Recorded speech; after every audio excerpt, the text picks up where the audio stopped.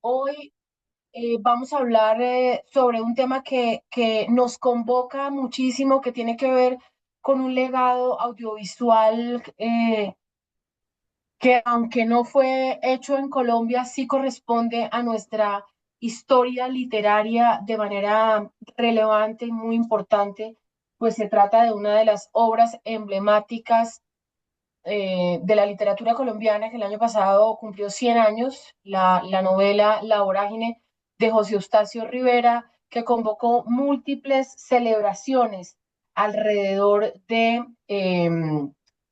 su centenario. Y el año anterior, bueno, hace ya unos 3 años, la Fundación Patrimonio Fílmico Colombiano arrancó con un proceso de búsqueda de la única película, de los únicos soportes de película que se habían hecho sobre esta importante obra en México, país hermano, y que se encontraban en la Filmoteca de la UNAM. Así que tuvimos la oportunidad de hacer el proceso de restauración que ya explicará Jorge Mario. Las jornadas de memoria activa corresponden a jornadas académicas a partir de las cuales lo que hacemos es una circulación de parte de este patrimonio que va restaurando la Fundación Patrimonio Fílmico Colombiano, pero también una reflexión y un análisis de estas obras que se van restaurando para dar un contexto histórico, para hablar de su importancia, para hablar también de los procesos técnicos, jurídicos, que lograron que hoy podamos ver esta película en Colombia. Y todo este proyecto de memoria activa se realiza en el marco del proyecto de fortalecimiento del patrimonio audiovisual colombiano, que hace parte del trabajo desarrollado por la Fundación Patrimonio Fílmico con el apoyo del Consejo Nacional de Cinematografía, CENAC, y el Fondo para el Desarrollo Cinematográfico. Así que sin más preámbulos, voy a permitirme hacer una reseña de nuestros invitados de hoy, dos invitados a quienes apreciamos mucho en la Fundación Patrimonio Fílmico Colombiano, y con quien tenemos un vínculo histórico hace muchos años. El primer invitado es Sandro Romero. Sandro Romero bueno, está primero Rito, bueno, como quieran, vale, si quieres, Sandro Romero es un escritor, director de teatro, realizador, guionista y productor con una trayectoria que abarca la radio, el cine, la televisión y la docencia universitaria. Licenciado en teatro por el Instituto Departamental de Bellas Artes de Cali, Sandro cuenta con un máster de artes escénicas de la Universidad de París 8 y un doctorado en la Universidad de Barcelona con tesis Género y Destino, la tragedia griega en Colombia del 2015. Actualmente es profesor de planta y coordinador del programa de artes escénicas de la Universidad Francisco José de Caldas, docente de maestría de escrituras creativas en la Universidad Nacional de Colombia y también en la ENAC. Sandro ha dirigido más de 40 montajes teatrales y participado activamente en el desarrollo del audiovisual en Colombia, obteniendo reconocimientos por su obra literaria, teatral y cinematográfica, por supuesto. Entre sus documentales se destacan Sonido Bestial de 2012, El Teatro La Candelaria, años 50, Recreación Colectiva 2016. Colaboró con Luis Ospina y Mayolo y junto a Ospina compiló la obra póstuma de Andrés Caicedo.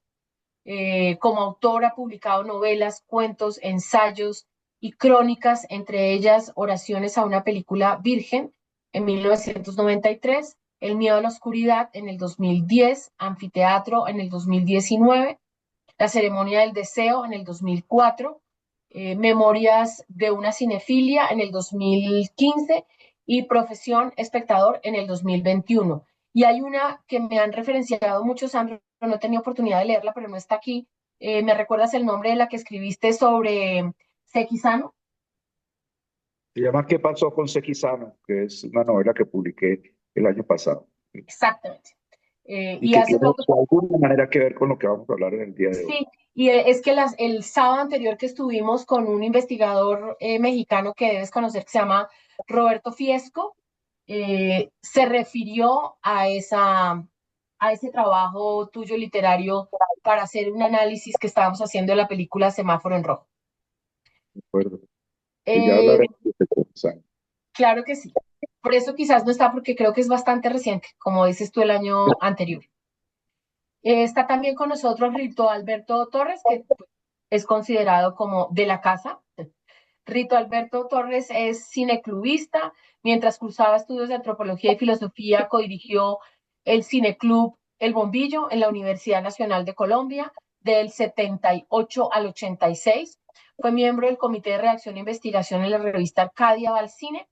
Del 87 al 90, monitor del Departamento de Divulgación Cultural de la Universidad Nacional de Colombia, en Bogotá. Hasta el 93 estuvo a cargo del Departamento de Cine del Centro de Artes Dramáticas y Audiovisuales del CPB, Teatro Popular de Bogotá. Fue director de la Cinemateca Distrital, hoy Cinemateca de Bogotá, entre el 99 y el 94 y 98. Profesor de cátedra de la Tadeo entre el 14 y el 16 y en la Escuela Nacional de Cine en el 2023, donde tuvimos la oportunidad de unirnos con la escuela para hacer un diplomado sobre preservación y restauración del patrimonio. Rito también fue director, coordinador ejecutivo del 2017 al 20 de la CLIME, que es la Coordinadora Latinoamericana de Archivos de Imagen en Movimiento, en su calidad de subdirector técnico de la Fundación Patrimonio Fílmico Colombiano, cargo que ocupó del 99 hasta el 2025. Rito ha sido coautor de varios textos y publicaciones como largometrajes colombianos en cine y video, del 1915 al 2004, con la Fundación. Principios y técnicas en un archivo audiovisual, Ministerio de Cultura, Fundación Patrimonio Fílmico. De la cinefilia cinefilia al Centro de la Cultura Audiovisual. Partícipe en el libro de Víctor Gaviria, Realidades, Asosiego y Belleza, su obra cinematográfica en el 22, publicado en México por la Facultad del Cine, y trabajó en ese libro específicamente un artículo sobre la preservación de la obra audiovisual de Víctor Gaviria, gran parte de la cual se ha restaurado en la Fundación Patrimonio Fílmico Colombiano.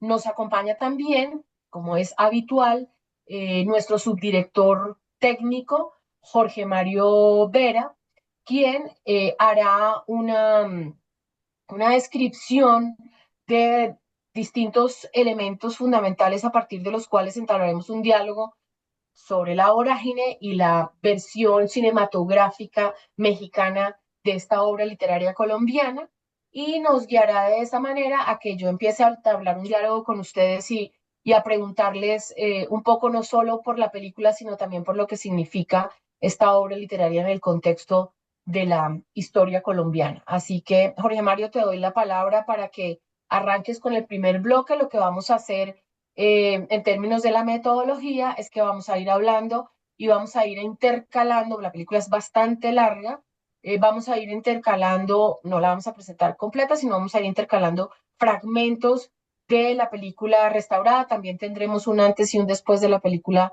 restaurada. Y a partir de estos fragmentos y de estos bloques, pues haremos las preguntas y discusiones que queramos desarrollar con nuestros invitados en la tarde de hoy. Jorge Mario.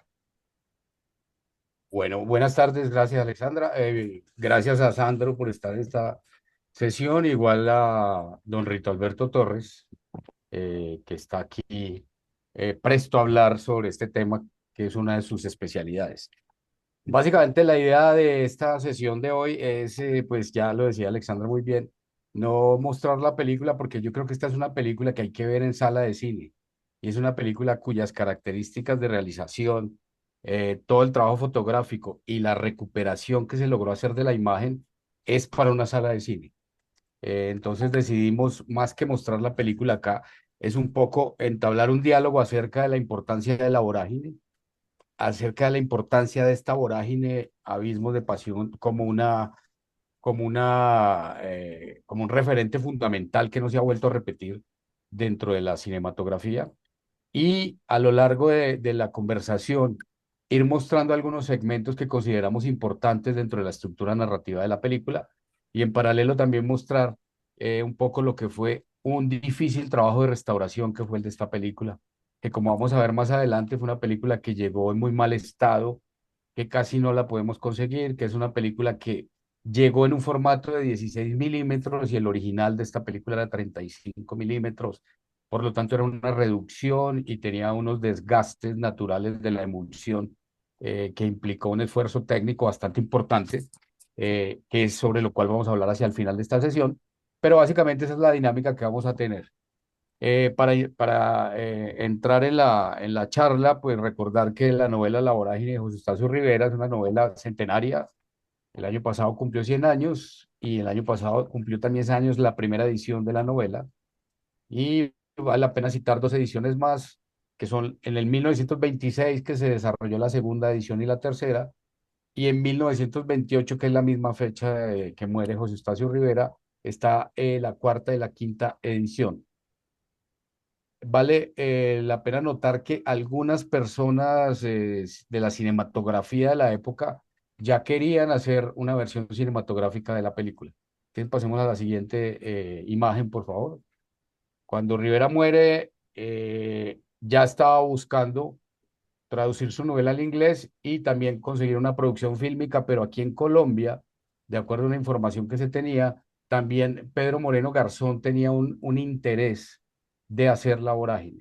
Pedro Moreno Garzón, como ya hemos dicho en varias ocasiones, es uno de los personajes más importantes de la cinematografía colombiana y al estar un poco, que ya lo hemos dicho también, a la sombra de los Videoménico, pues no se destacó en su importancia real, pero fue uno de los personajes que ya había hecho antes Aurora las Violetas y que va a hacer otras películas fundamentales dentro de la cinematografía nacional, como películas como Los Muertos o la película El amor, el deber y el crimen, que después vamos a celebrar en el 2026. Ya había unos acercamientos para ese tipo de adaptación que no se llegó a buen término. En 1940, según una columna de Germán Vargas Cantillo, y esta investigación es de don Rito Alberto Torres, dice que a principios de 1940 la compañía de artistas argentinos asociados estuvo interesada en llevar a cabo al cine La Vorágine. Entre 1954 y 1960, en todo el periodo de la creación de la Televisora Nacional de Colombia, al parecer hubo unos segmentos de La Vorágine que fueron llevados a la estructura de lo que se llamaba en ese momento teleteatro. En mi trabajo, durante el periodo que trabajé en Señal Memoria, un poco buscando todo ese inicio de lo que fue la televisión en su origen, sí hay unos pequeños segmentos del teleteatro que logramos rescatar que hacen referencia a la vorágine. ¿Cuál es el problema? Que solamente está la imagen y en muchos de esas partes no hay el sonido, no está el sonido disponible, porque son fragmentos que quedaron filmados en película que se supone que fueron emitidos en vivo y en directo, pero no quedó el registro sonoro. Sin embargo, por todas las características de la escenografía, el tipo de personajes, están de acuerdo a esas versiones que hay sobre la adaptación para el teleteatro de La Vorágine. ¿Quieres sigamos, por favor? Y antes de entrar a ver el primer segmento de la película, en el año 88, el Ministerio de Comunicaciones, a través de la Compañía de Fomento Cinematográfico Focine, en el centenario del nacimiento de Rivera, convocó un concurso nacional de guiones sobre La Vorágine, con un premio de 1.000.000 de pesos de la época. Aquí están quienes eran los jurados: Jorge Durán, que estaba radicado en Brasil; Jorge Goldenberg, que fue un guionista muy importante; y Montserrat Ordóñez. Y los ganadores fue un colectivo que se llamaba Los Hermanos Mar, del Taller de Cine Experimental de Cali, donde estaba Carlos Fernández de Soto, Nicolás Buenaventura Vidal y Julio González Aristizábal. A pesar de este premio, a pesar del impulso inicial que tuvo, la película nunca se realizó. Entonces, esos son como unos antecedentes que ya después vamos a ver en qué momento sí se ha desarrollado. Y vamos a ver que principalmente ha sido en la televisión donde se ha desarrollado la vorágine. Y por eso la importancia de esta película sobre la que vamos a conversar hoy, y la que vamos a ir mostrando segmentos. Este primer segmento que vamos a mostrar hace referencia a el arranque, al origen de lo que es la película. Es una película bien compleja, en su momento fue una superproducción. Hay que recordar que Miguel Zacarías para ese momento era una persona muy importante dentro de la cinematografía mexicana, eh, que se acompañaba casi siempre del mismo director de fotografía, del mismo montajista. El director de fotografía había hecho algunos trabajos con Gabriel Figueroa y parte de su influencia en el trabajo del claroscuro y un poco en el manejo, ya lo van a ver ustedes, del paso de los personajes de la sombra hacia la luz, va a estar muy presente en esta película y Ignacio Torres, que es el fotógrafo de esta película, lo va a aplicar en el desarrollo de toda la realización de la película. Y es una película que en escritos de cine mexicano y en una historia que se ha hecho de la dirección de fotografía en el cine mexicano, se propuso desde su origen como una película oscura. Es decir, que si quería hacer una película cuyo dramatismo también iba a estar planteado por el manejo de los claroscuros dentro de cada uno de los espacios en los que se desarrolla la película. Y creo que en ese sentido lo logra muy bien. Incluso los comentarios de la época hablan de una película oscura, de una película que se veía poco, se veía en algunas zonas de luz. Y creo que eso está presente ahí en la película. Entonces vamos a ver el arranque con este primer segmento, que es cómo arranca la película después de los créditos, para ya entrar con Sandro y con Rito a partir de las preguntas que nos haga Alexander.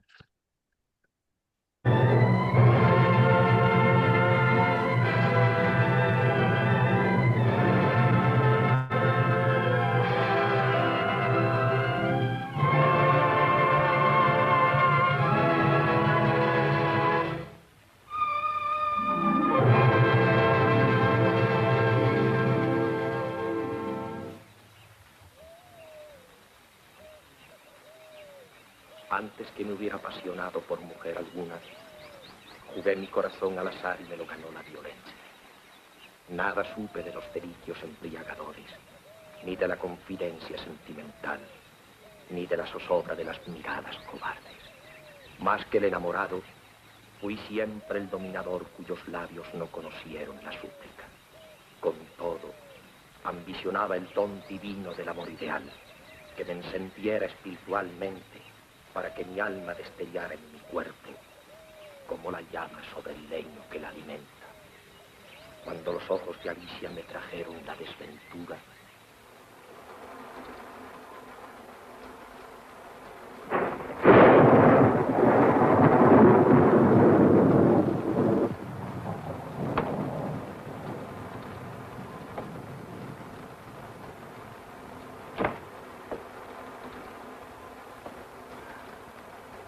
Arturo. Arturo. ¿eh? ¿Quién es?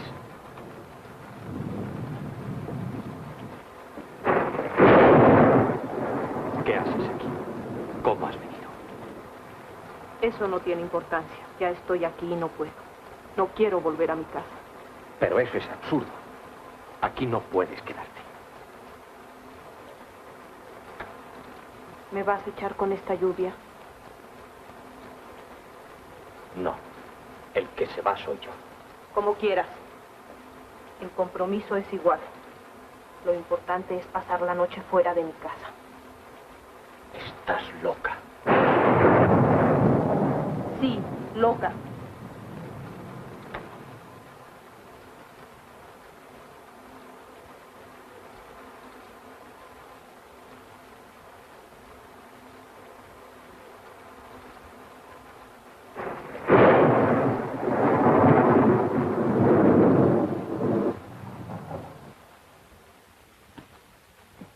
Adiós, Arturo.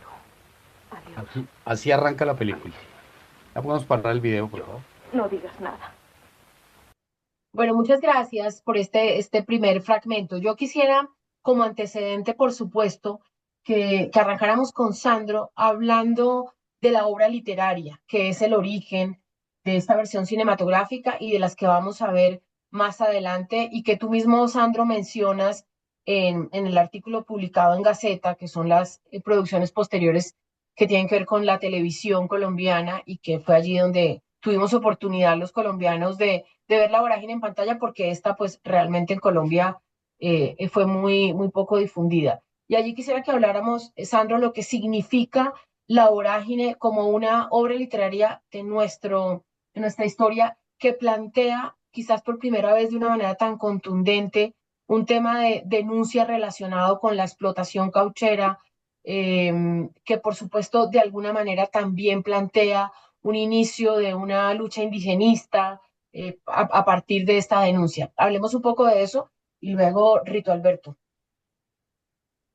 Hay toda una generación en América Latina de escritores y de novelas que han tenido una relación muy estrecha con, eh, con el cine desde sus inicios, empezando pues por la ya mítica relación que existe entre María y el nacimiento del cine colombiano. Ya todo el mundo sabe que el primer largometraje conocido que se hizo en Colombia fue la versión de La María de Máximo Calvo y Alfredo del Diestro, pero otras novelas de América Latina, como Doña Bárbara de Venezuela, la novela de Rómulo Gallegos, Guasipungo de Jorge Casa, Don Segundo Sombra de Ricardo Guiraldes, y La Vorágine, por supuesto, pues han tenido una conexión directa o indirecta con el cine, bien sea porque se han hecho adaptaciones de estos libros llevados a la pantalla, especialmente a través del cine mexicano, sino también porque sus historias y sus fábulas han permitido que se hubiese desarrollado eh, digamos que la fábula cinematográfica a través de la protección de las novelas. A mí me parece curioso que que la adaptación de La Vorágine se llame Abismos de Amor, ¿no?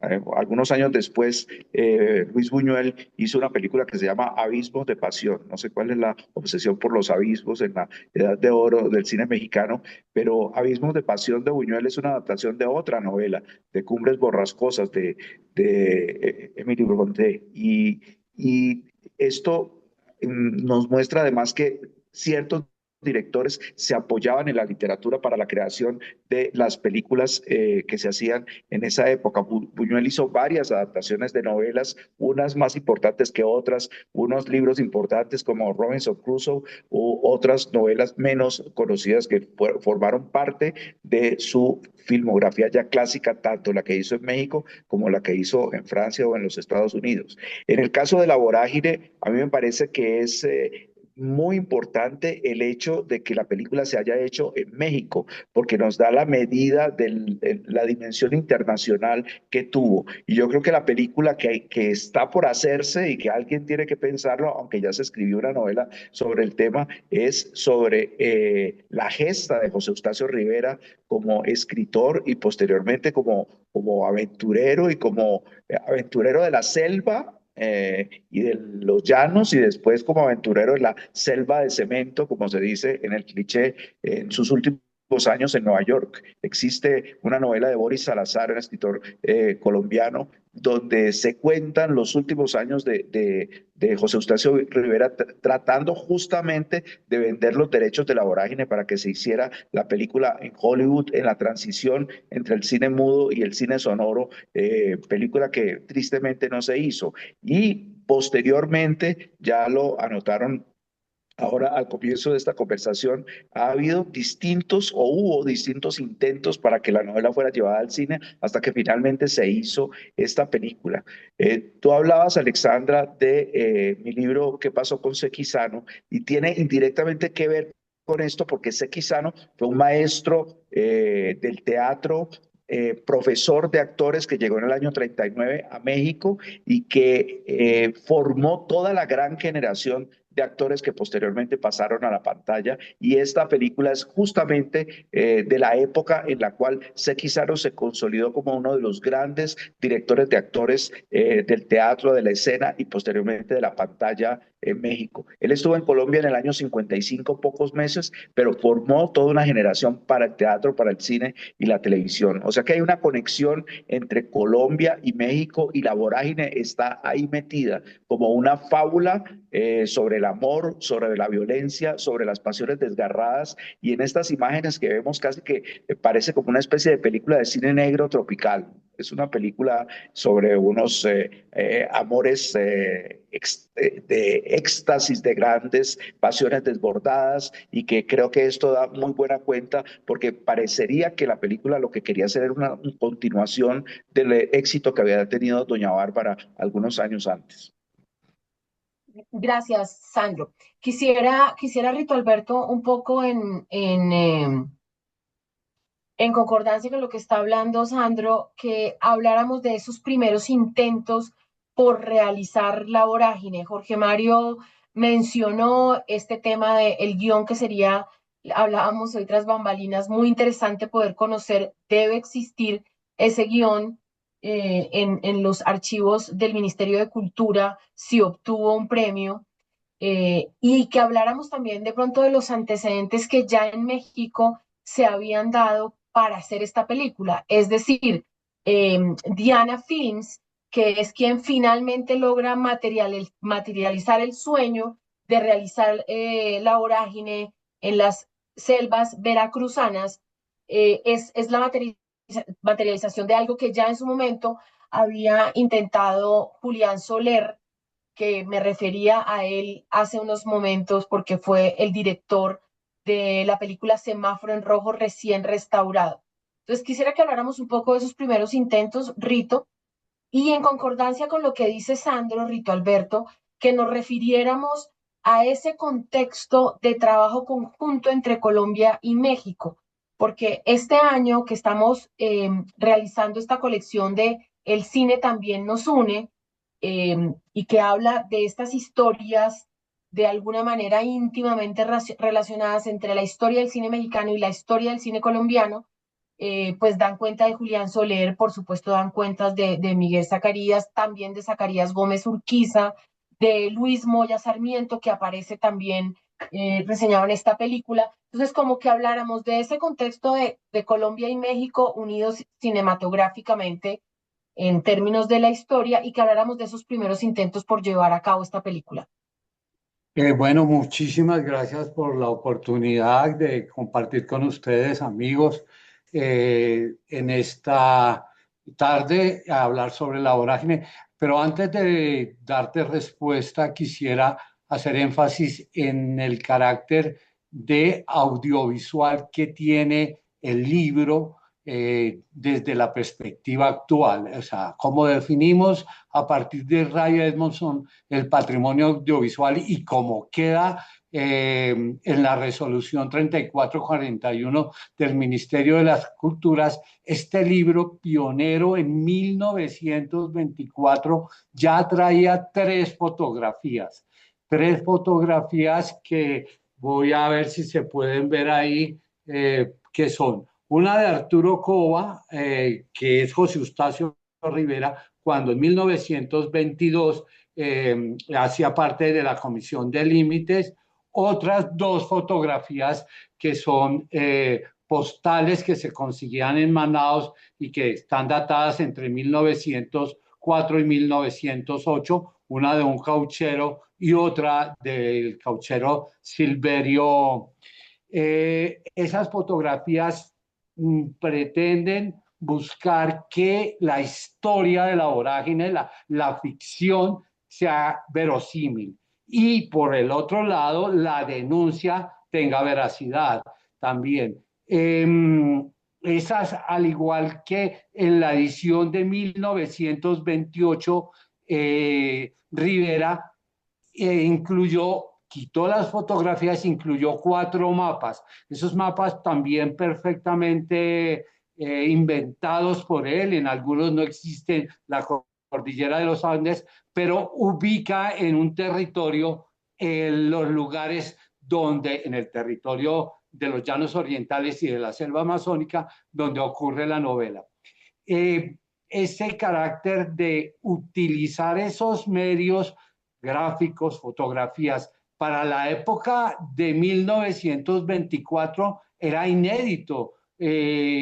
Casi que antes de que hoy se convierta la novela, que lo es, en una novela gráfica, ya Rivera quiere reforzar con esos dos elementos y una introducción donde dice que él es delegado de un ministro y que lo que le está mandando a este ministro son los diarios casi que auténticos de Arturo Cova. Esos elementos puestos en las ediciones de 1924 y 1928 piensen ustedes, en esa época no había los libros ilustrados que había en esta época, que refuerza la modernidad, la vanguardia que ya estaba presente y las ganas de llevarla al cine, por supuesto, y a lo mejor al cine silente, porque no, como bien lo dice Sandro Romero, tal vez Rivera estaba pensando en una película silente, no en una película con diálogos cuando estaba trabajando en 1928 para buscar productores y que fue cuando lo sorprendió la muerte. Eso me parece muy importante. Ahora, respecto a las versiones que no se han hecho, pero que quedaron en, digamos, en proyectos de guión, está muy bien esta versión que usted habla de que fue premio de Focine. Y qué curioso, las dos versiones que no se han hecho, porque existe otra, la de Fernando Vélez, que también trabajó un proyecto que varias veces ganó estímulos en SAPCINE, este evento que organiza nuestra querida amiga Lead. Es un guión que él tenía para hacer la película, o que tiene, porque realmente es un proyecto que llevaba como unos 10 años Fernando Vélez, que estuvo buscando productores, que estuvo buscando, digamos, que el guión quedara lo suficientemente bueno para poder buscar mayores financiamientos, Screen Doctors y todos estos procesos que los guiones tienen antes de ser filmados. Ese es otro proyecto que hizo Fernando Vélez, otro proyecto frustrado de la película, de hacer una película de La Vorágine. No sé si respondo tu pregunta o quieres que nos refiramos ya a las versiones cinematográficas Que que... hablemos un poco, Rito, de La Vorágine en ese contexto que La pues tú mismo nos Vorágine, ayudaste Abismos de a Amor. construir, de la relación entre cinematográfica en la historia de Colombia y de México, que lo construimos en la colección y por supuesto hace parte de la colección La Vorágine, Abismos de Amor. Claro, bueno, esta colección que tiene 6 títulos, que bueno, pues mientras yo trabajaba ya estuvo ideándose y que ahora tú vas a llevar a la realidad, empieza con una película de los Acevedo que tiene que ver en algo con esta segunda que aparecerá, porque el orden cronológico es, me imagino, primero Colombia y México unidos por una estrella, una documental de los Acevedo que buscaba una estrella colombiana para el cine mexicano. Pero mientras tanto, una colombiana de 16 años, en 1946, ya estaba Alicia Caro, estaba trabajando con Miguel Urquiza en la película La Soledad, creo que se llama, que debuta a los 16 años. A los 18 años, Alicia Caro cambia su nombre porque ella originalmente se llamaba Beatriz Segura Peñuela, es hija de una poetisa que también usaba seudónimo, Laura Victoria era el seudónimo, oriundas de Boyacá, ellas, ya en Beatriz Segura 1900. Peñuela. Ah, Beatriz señor, Segura Peñuela. no te alcanzo a oír. Beatriz Beatriz Segura Segura Peñuela. Peñuela. Beatriz Segura Peñuela es el nombre que ella tenía, pero sí, ese es el nombre. Ella se lo cambió y comenzó a trabajar a los 18 años en esta película. De manera que ahí ya es la unión entre México y Colombia, que también está presente en Abismos de Amor, La Vorágine de Abismos de Amor, porque ahí trabaja también Luis Moya Sarmiento de parte de los decorados. Y Luis Moya Sarmiento hace una película muy importante del cine colombiano, importante en una época en que no se hacían películas largometrajes, el año 59, los 50 al 60 es muy pobre en la realización de largometrajes, pero él que ya había visitado Colombia y que, bueno, ya es conocido de todos, le puso a su hija Colombia Moya, pues, ¿cómo será que el entronque que logró Luis Moya Sarmiento? Luego viene, pues, la etapa que permite desarrollar una colaboración entre, a partir de coproducciones, con la avenida de Julián Soler, con la avenida de otros directores de cine que se afincan por tiempos en Colombia y que trabajan realmente en la preparación de actores como Cabo Llevas Angustia de Julio Bracho, que es una labor realmente destacable de cómo continúa después de María, como la notó Sandro Romero, esa colaboración entre Colombia y México. Muchas gracias, Rito Alberto. Continuamos, Jorge Mario. Bueno, bueno, recordar que Alicia Caro es Alicia Caro porque ella quería hacerle un homenaje a Miguel Antonio Caro, ¿no? Y se Y puso el Alicia es apellido de el Caro nombre del personaje, lo toma de la de la vorágine. vorágine. Esa es Es la que su razón por la cual madre se llama era Alicia Caro. ¿Tu una madre poeta qué, Rito? destacada. Su madre fue una poeta destacada y cuando ella fue nombrada diplomática en México fue cuando se llevó a Alicia Caro para, para que ella desarrollara una carrera que hoy la mantiene viva, ¿no? Tiene 95 años y vive y tuvo una relación muy fuerte con García Márquez. Incluso dicen que fue el que le consiguió la casa allá en Coyacuán a García Márquez.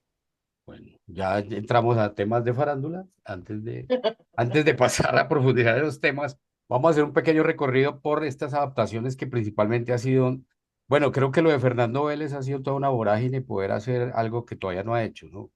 Es un guión altamente calificado, pero pocamente producido, y por eso no está aquí reseñado realmente. ¿Tú lo conoces? Sí, y tiene, y realmente se ha reestructurado varias veces muy bien, pero no se ha podido realizar.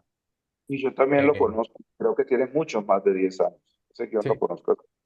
Ay, sí, yo dije 10, pero por ser benévolo.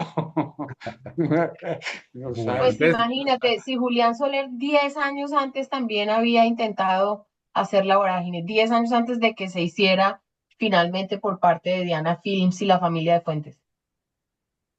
entonces la vorágine de inicial en televisión está esta versión del 74-75. Realmente esta vorágine es considerado el primer telefilm que se hizo en Colombia, es decir, después se habló de Amores y Delitos de 1995, pero esta estructura de esta vorágine estaba pensada como un telefilm. Eh, Tuvo una participación muy fuerte, dos personajes que han sido muy importantes dentro de la historia del audiovisual. Eduardo Gutiérrez, que ha transitado un poco por la televisión, transitó por los orígenes de la televisión, después en la telenovela y fue el que estructuró un poco todo ese esquema de la telenovela. Es un personaje, yo creo que ha sido un poco olvidado, pero es un personaje fundamental dentro de la historia del audiovisual y sobre todo de la televisión en Colombia. Y otro personaje que ha sido muy importante principalmente en la publicidad, pero pues sus apariciones en la cinematografía y en algunas producciones televisivas ha sido importante, que es Mario Cajiao. Mario Cajiao básicamente contaba en una charla que tuve con él en algún momento que este ha sido uno de sus trabajos más costosos. Es decir, todo lo que se había propuesto en términos de producción, pero también se había estrenado una cámara Arri que había acabado de llegar a Colombia y se había propuesto una óptica lo que se llamaba una óptica prime ultrasensible, lo que se llamaban los lentes ultra speed que se iban a utilizar en la producción de esta versión que era casi una telenovela, era una serie, pero en su estilo y su construcción fue más de telenovela. Infortunadamente de esta producción en Colombia no se conservan archivos, por obvias razones, porque el archivo RTI original no está en Colombia y porque tampoco hubo unas copias de tráfico que se pudieran conservar. Lo único que había por ahí era un pequeño segmento que había en un VHS de las grabaciones lo que se llama grabación al aire o grabación legal que hacía el antiguo Inravisión al momento de emitir sus programas. Es lo único que por ahí se ha logrado encontrar que realmente representa a esta vorágine y que yo creo que estamos a la labor de indagar en lo que más podamos, dónde están esos capítulos y cómo los podemos recuperar. ¿Quieres pasamos a la siguiente, por favor? Yo quisiera anotar un detalle más de esa adaptación, si me permiten, de esta Claro. Por primera. supuesto, Sandro, adelante. Yo la recuerdo porque yo tenía más o menos 15 años cuando la emitieron y cuando escribí mi texto para Gaceta llamé a Julio César Luna, que era el protagonista de la serie, y me contó algunas anécdotas, se le había olvidado mucho, pero otras se acordaba muy bien, y quizá lo más significativo es que la protagonista era la actriz Mariela Hijuelos, que se murió durante el rodaje. Ella alcanzó a estar durante la mitad de la Como la serie, mitad. ya ninguna explicación, fue reemplazada por María Cecilia Botero, que era una niña en esa época. Pues esto ya es como los orígenes de El oscuro objeto del deseo de Buñuel, de que un personaje era representado por dos actrices. Bueno, ya en Colombia se había hecho con el personaje de Ujú. Alicia, hecho por Mariela Hijuelos y María Cecilia Botero. Anécdotas para la Sí, historia Y hay sí, otra cosa muy interesante, no sé si les parezca, que es que esta película, Esta novela. esta novela, era una telenovela, se filmó en cine en 16 milímetros en color y en exteriores. Se fue hasta el Caño Casiquiare, que es lo que Mario Cajiao relata con mayor vehemencia, que le tocó viajar y para la muerte de Narciso Barrera, que es devorado por las pirañas, construyeron todo un muñeco que le agregaron carne para poder filmar esa parte que es una parte concluyente e importante en la novela. Había también porque esta película, porque es una película, fue filmada en cine, se es un grabó telefilm en, realmente, no es una película como sí, un tal. telefilm que denominan así, pues telefilm es muy francés, filmada en Gravi, en los estudios de Gravi. Entonces, por la mañana iban a Monserrate y recogían un poco de rastrojo y árboles cortados para hacer la escenografía. Cuenta Mario Cajiao, a las 4 de la mañana tenían que ir a Monserrate a cortar ramas de árboles y todo eso para hacer la escenografía de esta telefilm que desafortunadamente se perdió. Como se perdió todo lo de RTI, ¿no? Pero bueno, ese no es nuestro tema. Bueno, el siguiente es La Vorágine de 1990, producida por RCN Televisión en formato Betacam SP. El director y los libretos fueron de Lisandro Duque Naranjo y se construyó en 13 capítulos. Realmente en Colombia también se conservan muy pocos fragmentos de esta producción. No pudimos confirmar si en cinta, en el archivo de RCN Televisión, todavía existan copias de estos capítulos, porque realmente ha sido muy poco lo que se ha logrado Y sí Sí, recuperar. existen y los hablábamos han hoy con Jorge prestado. que, no, es Pero, que hablábamos hoy pero con está, Jorge está incompleto. que es un archivo que no está como en el nivel de digitalización que otros archivos, y así pues estamos precisamente hablando esta mañana que es una no tener completamente digitalizada esa versión de Lisandro Duque, que también recordarán ustedes, había hecho otra versión para televisión que tuvimos De oportunidad de ver María. el año pasado, antepasado, con la celebración de los 100 años de María, exactamente. O sea, ya Lisandro había hecho el ejercicio de Pero literatura, televisión. sí se consiguen hasta 4 capítulos porque se los prestaron a los jóvenes de Neiva que estaban haciendo el centenario de María. Lo que pasa es que después ellos se dieron cuenta que los derechos no son para Theatrical, sino para supuestamente pantallas televisivas o este tipo de medio. Entonces han cerrado un poco, pero allá en Neiva pudieron tener acceso a 4 capítulos. Esa sospecha tuya de que no está completa parece reafirmar eso. Bueno, vamos a mirar otro segmento de la película La Vorágine, Abismos de Amor, eh, donde básicamente va avanzando la trama de la película y ya vamos a ir a otra sección de la estructura de la historia. Antes de entrar a ver después de ese segmento, vamos a ver un pequeño antes y después de lo que fue el proceso de restauración de la película.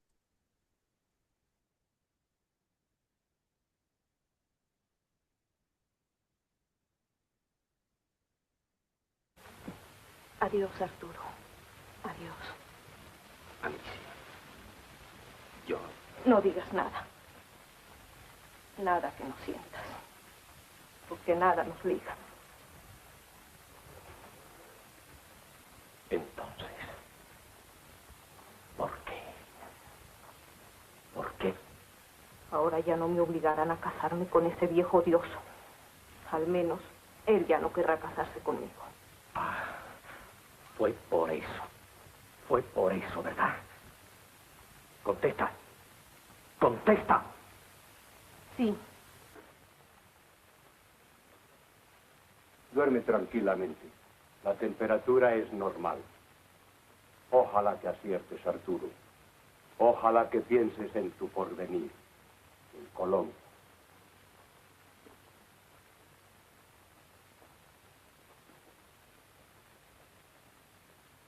Oye, Antonio, ¿quién es tu padre? Mi mamá sabrá. Hijo, lo importante es que hayan nacido. Y ya está trayendo la venga, venga. Está bueno, pues. Oye, mulata, ¿qué es eso de venga, venga? Encargo de la patrona. Es la cascarita de un palo que sirve para enamorar. Ahí está don Marea. ¿No lo quería conocer?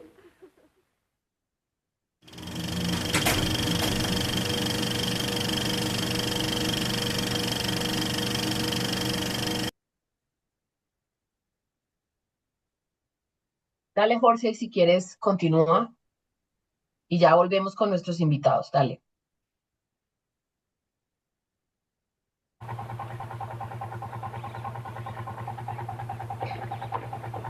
Nadie se mueva. Dejen las armas.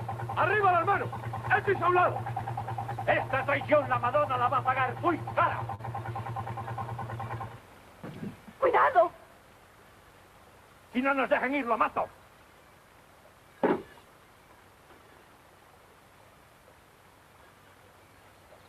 Arriar los cabos. Echen a andar la máquina. ¡En marcha! ¡Pronto!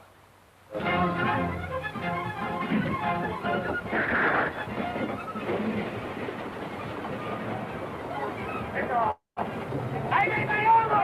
¡Esto fue lo que no se duró tantas veces! ¡Que la van a meterlo! ¡Atentar la lancha!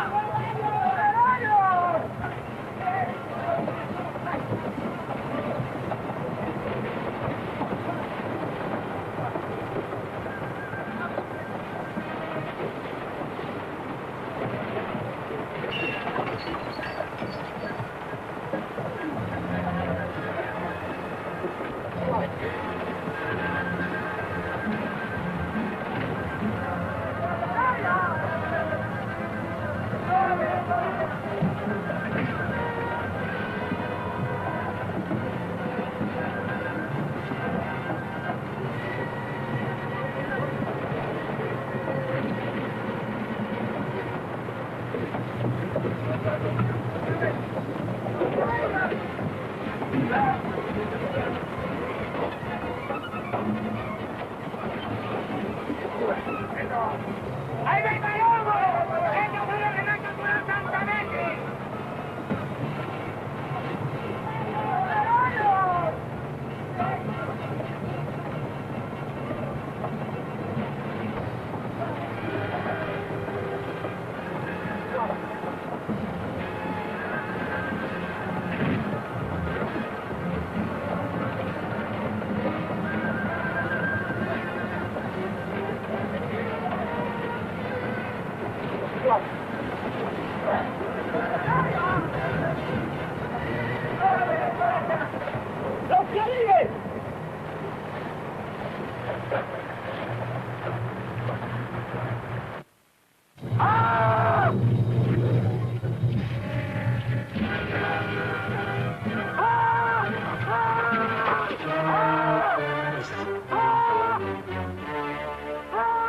Esa es la muerte de Narciso Barrera.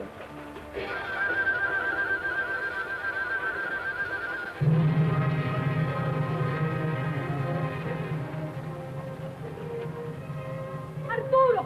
¡Arturo!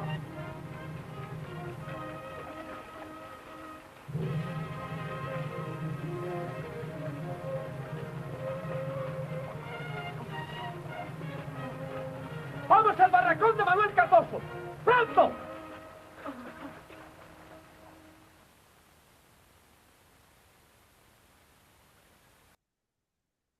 Bueno, esa es una de las secuencias mejor logradas de esa película realmente.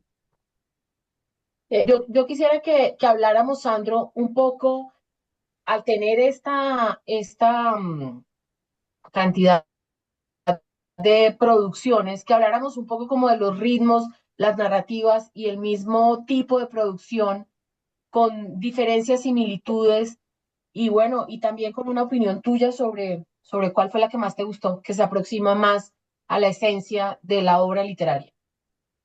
Pues a mí me sorprende la pluralidad de versiones que hay de La Vorágine, desde estos abismos de amor, pasando por el telefilme ya citado de RTI, posteriormente la versión de RCN y la actual versión que se ha hecho para los canales regionales, que es quizás la versión más reciente en términos audiovisuales. Pero en este momento me encuentro en el Centro Nacional de las Artes, donde estoy trabajando actualmente como asesor artístico y el año pasado tuvimos 4 versiones de La Vorágine para la celebración de los 100 años de la publicación de la novela y cada una de las versiones que se hicieron fueron muy diversas, muy disímiles y todas igualmente fascinantes, desde la ópera que se hizo en coproducción con un compositor brasilero y con la orquesta y coros del Brasil. Tuve la fortuna de estar en Manaus en el estreno brasilero como en el estreno colombiano aquí en el Teatro Colón.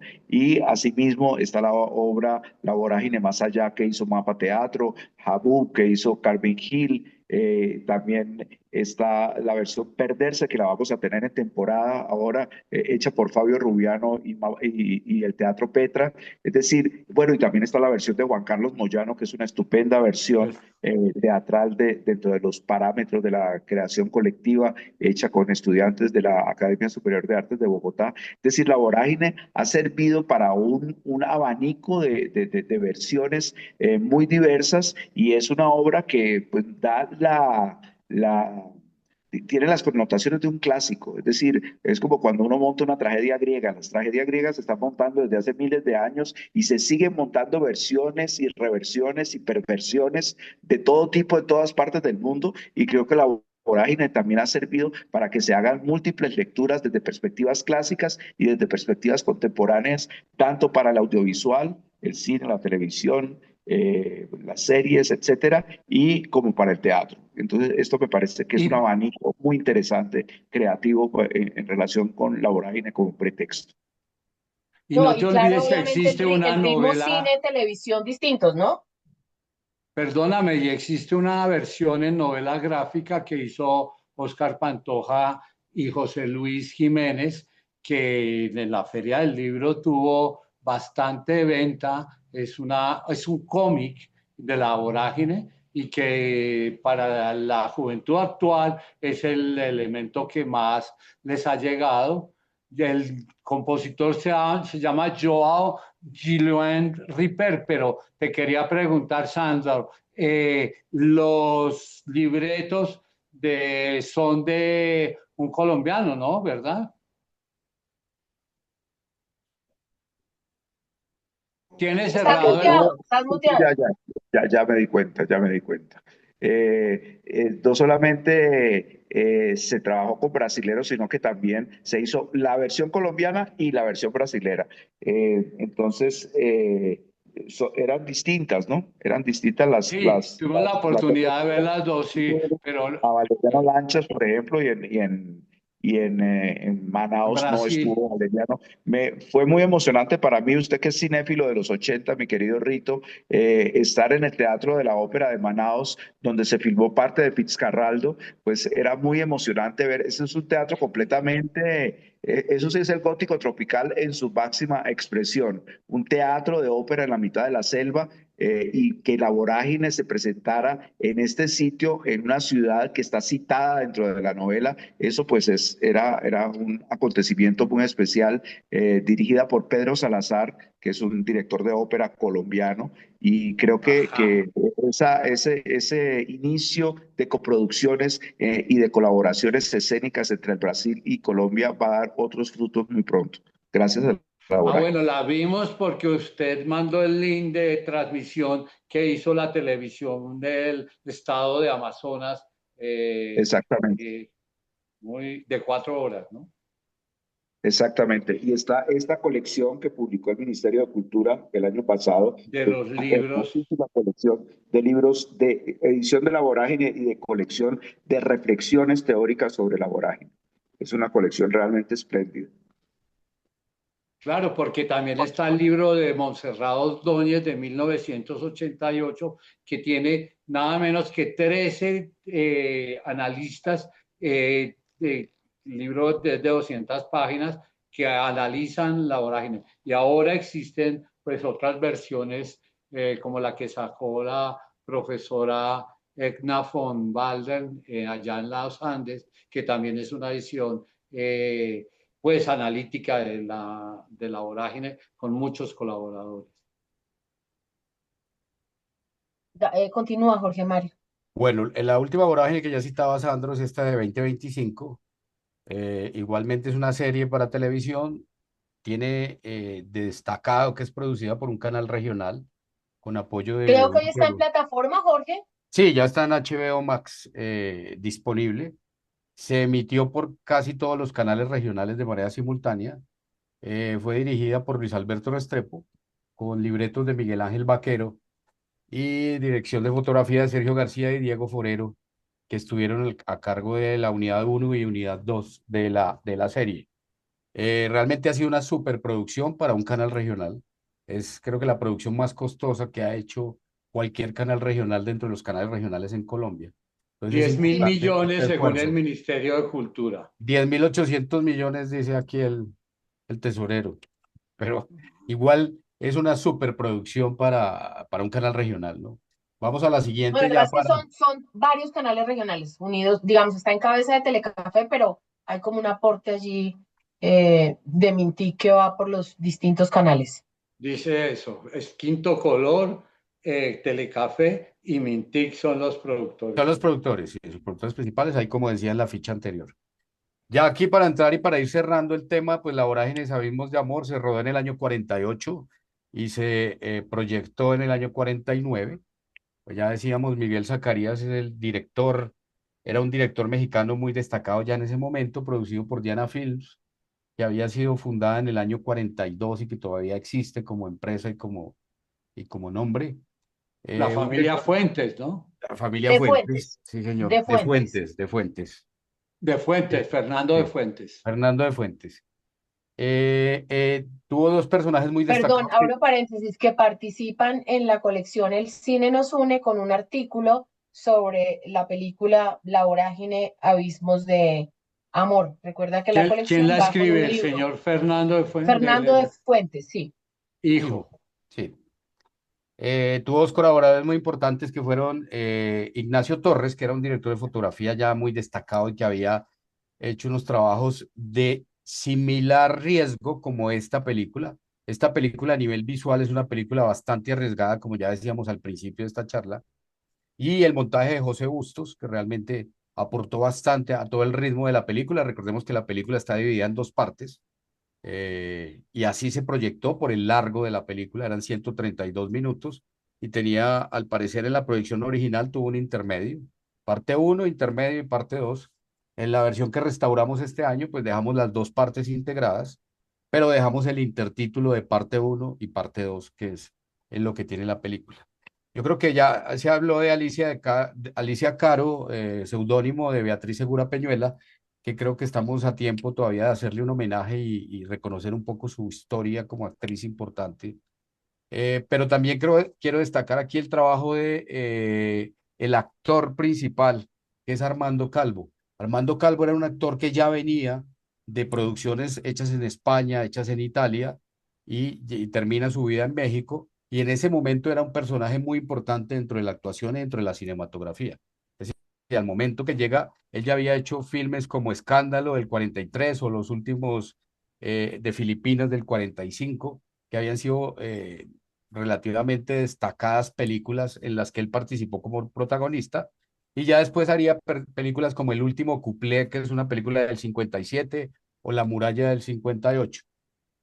Armando Calvo muere en el año 96, pero creo que es un eje principal dentro de esta película y creo que hace un papel supremamente bien importado. Vale la pena recordar que ya lo decíamos al principio, que esta película fue ambientada y filmada en la selva de Veracruz, en México. Siguiente, por favor, ya para entrar al cierre. Estos son algunos de los comentarios que hizo Gabriel García Márquez en el Universal de Cartagena. Había dudas si era en el Universal o si era en el Heraldo, pero con Don Rito, que es la Biblia ambulante del cine colombiano, No, qué pudimos cosa. confirmar que sí fue en el Que la Biblia Universal. ambulante, la Biblia con patas es Don Sandro. Bueno, entonces hay dos Biblias, el Corán y la Biblia están aquí presentes. Hay Eh, una versión en cine de animación hecho por la Asociación de Animadores ASIFA, que es un cortometraje que se llama Vorágine 31. ¿Por qué se llama 31? Porque participan 31 jóvenes, muchos de la Universidad Jorge Tadeo Lozano, y aunque pues en el carácter de obra maestra que permite varias interpretaciones, varias representaciones, no debe ser dejada de más porque tiene un ambiente y una experimentación y un dibujo muy de vanguardia que vale la pena tenerlo en cuenta, de más que de los personajes, de cómo ellos interpretan ese mundo de la selva y de la vorágine. bueno, No entonces tienes toda volviendo. la razón, Rito, porque esa reapropiación tanto de memoria audiovisual como de la memoria literaria del país por parte de nuevas generaciones siempre es muy Es positiva y siempre es muy importantísimo destacarla para que no mueran. enriquecedora. Bueno. Claro. Así es. Antes de que Jorge Mario nos cuente esta parte de la restauración digital, eh, que fue, como decía Jorge Mario al inicio, un trabajo bastante complejo que ya nos va a explicar en términos de la oscuridad de la película y demás. Quiero señalar y, por supuesto, agradecer a la familia de Fuentes en este espacio, porque un poco en charla que tuvimos con el ministro de Cultura, que se alistaba a hacer toda la celebración de los 100 años, se nos propuso como fundación poder emprender esta búsqueda de los negativos y poder traerlos a Colombia para que fuesen escaneados y luego hacer la restauración digital de esta película y que la pudiéramos tener para exhibición en Colombia, que pudiésemos tener los derechos. Y creo que ahí es muy importante resaltar la voluntad y la generosidad de la familia de Fuentes, que nos autorizó traer los negativos de México, como lo mencionaba Jorge Mario, negativos originales que han sido en 35, pero que obtuvimos una copia en 16, unos negativos que no se encontraban en tan buen estado. Pudimos obtener de la Filmoteca de la UNAM, en donde la familia de Fuentes los había depositado para su cuidado, traerlos a Colombia, hacer todo el proceso hasta llegar a la restauración digital con una negociación con la familia que implicó poder hacer exhibición y comunicación pública de la película en Colombia, así como poder incluir la película en esta colección a la que hemos llamado El cine también nos une. Entonces creo que también es un momento para resaltar la gestión que hicimos desde la fundación para poder traer esta película que era muy importante para la memoria nacional, no obstante que no fuera producción colombiana, y resaltar también la voluntad y la generosidad de la familia de Fuentes al permitirnos acceder al material, restaurar digitalmente el material y poderlo presentar en Colombia.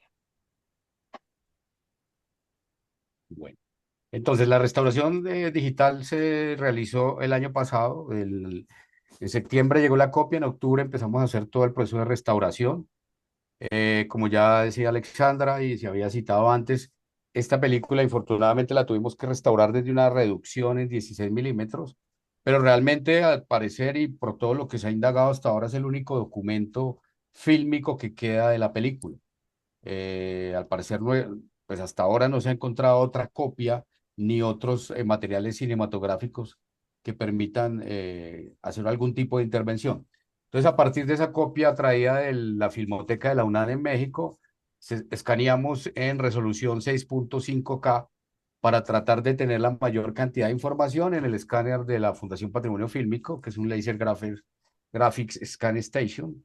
Y a partir de ahí se hizo todo el proceso de talonaje de la película, corrección de luz, contraste y los desgastes físicos propios de la película. Se hizo hasta donde daba la posibilidad de la emulsión, porque esta película ya presentaba un desprendimiento de emulsión bastante avanzado.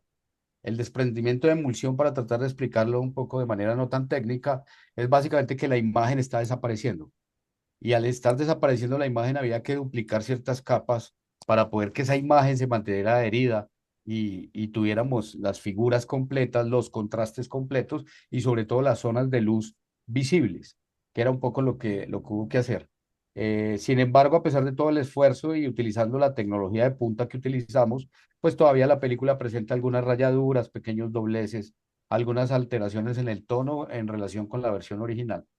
De origen y de acuerdo con la propuesta original de la dirección de fotografía que ya nombrábamos antes, la película fue planteada como una película oscura y de marcados contrastes. Entonces pasemos a la siguiente diapositiva ya para cerrar. La masterización final se hizo en cintas LTO9 y en DCP de proyección, que se estrenó en la celebración de los 100 años de la Vorágine en noviembre de 2024, que proyectamos por primera vez la versión restaurada, y una segunda proyección el 23 de abril de 2025. Ambas proyecciones han sido en la Cinemateca de Bogotá, en la Sala Capital, y son las dos únicas proyecciones que ha tenido esta película a partir de su versión restaurada y de esta versión desde ese soporte. Entonces, para cerrar, vamos a ver. Tenemos pendiente, Jorge, si lo recuerdas, y será muy importante hacerlo, tenemos pendiente una función que se está planeando en la ciudad de Neiva, porque pues obviamente implica una gran celebración alrededor de José Eustacio Rivera. Y allá se exhibió la película en los teatros de allá. Lo Para mismo hacer el que- cierre, vamos a mirar otro pequeño fragmento del antes y después de la película y una escena que es casi el final de la película, que ya nos da el cierre a La Vorágine Abismos de Amor.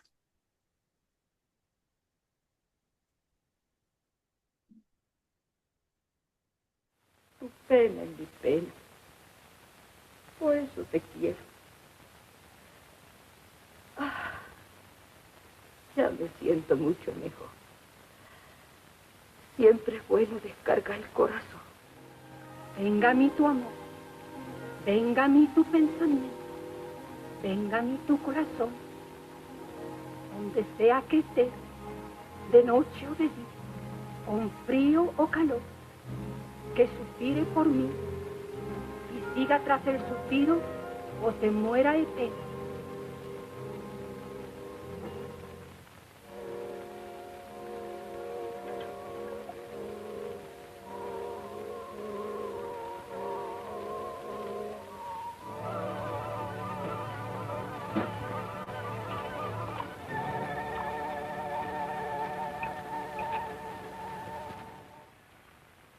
Dame un abrazo. Todo ha salido a pedir de boca. El negocio con su nieta ha quedado cerrado. Ahora seremos ricos. Ricos. Ahora, mañana de madrugada a la Arauca. Estaré de regreso a tiempo para juntar el ganado y llevarlo a Bogotá antes del invierno. ¿Sabe lo que quiere decir eso? ¡Bogotá, chico! ¡Bogotá! Adiós, pues. Arturo, en tus manos queda mi casa. Ya lo saben, dentro de 3 meses a Bogotá.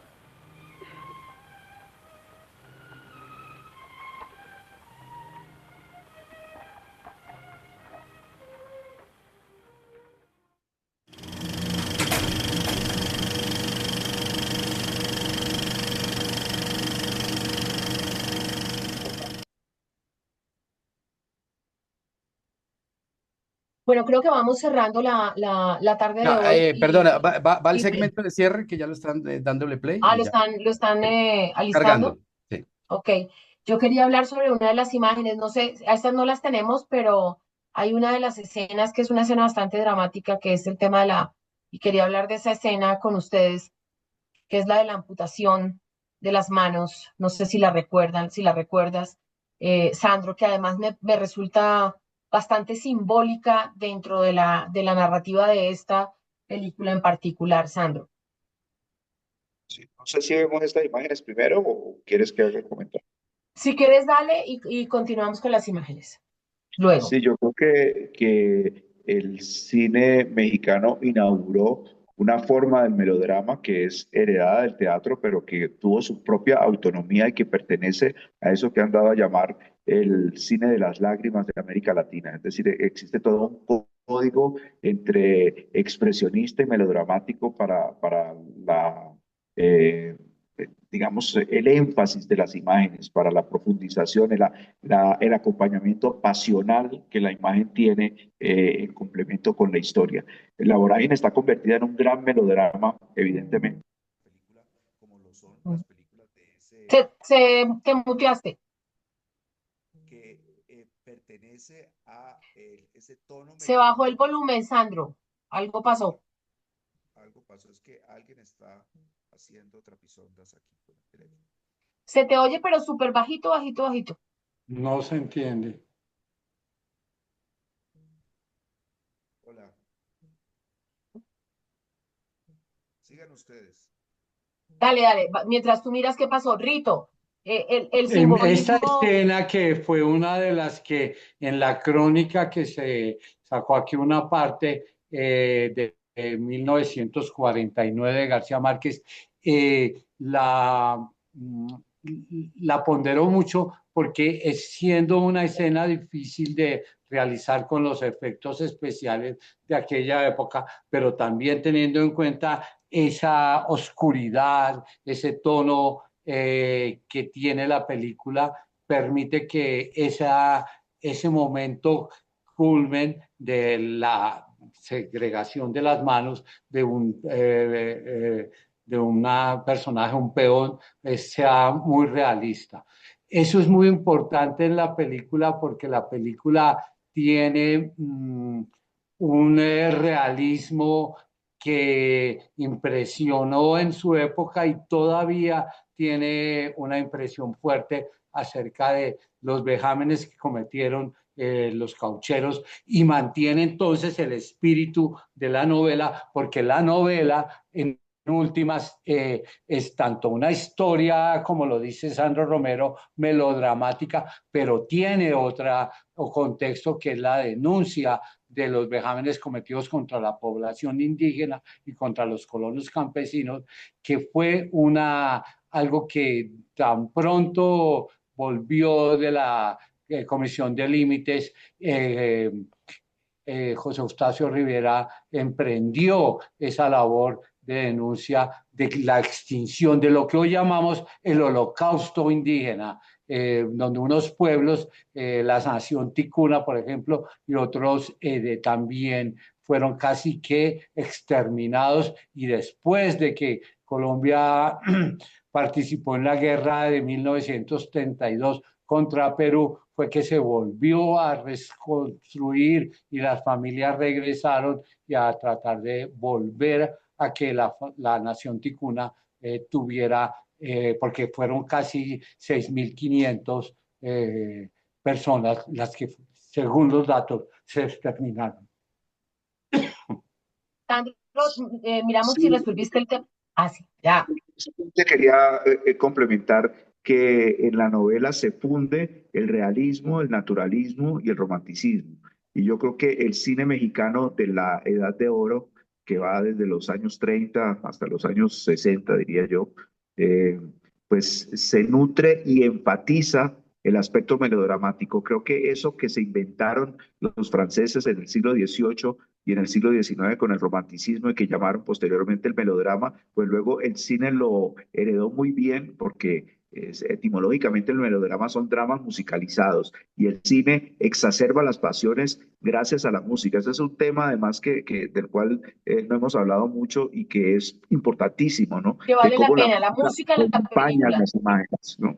Acompañan las imágenes en todas las películas, son películas en las cuales hay como una especie de colchón de música de principio a fin que le da ese carácter y que le da el espíritu a la película dentro de los parámetros del romanticismo. Jorge. Listo. Ya con esta escena, pues cerramos la sesión de hoy agradeciéndoles a Sandro y a Rito la participación en esta conversación y por supuesto a Alexandra. Pues muchas gracias y con esto cerramos la sesión de hoy. Un abrazo para todos, gracias. Los caminos de Dios son infinitos. Gracias a usted. ¿Lo ves? Bueno, voy a Te disfrutar desperté a de la la razón, sesión. me enamoré de Tengan una ti. feliz tarde. Pero tú me mirabas como si no existiera.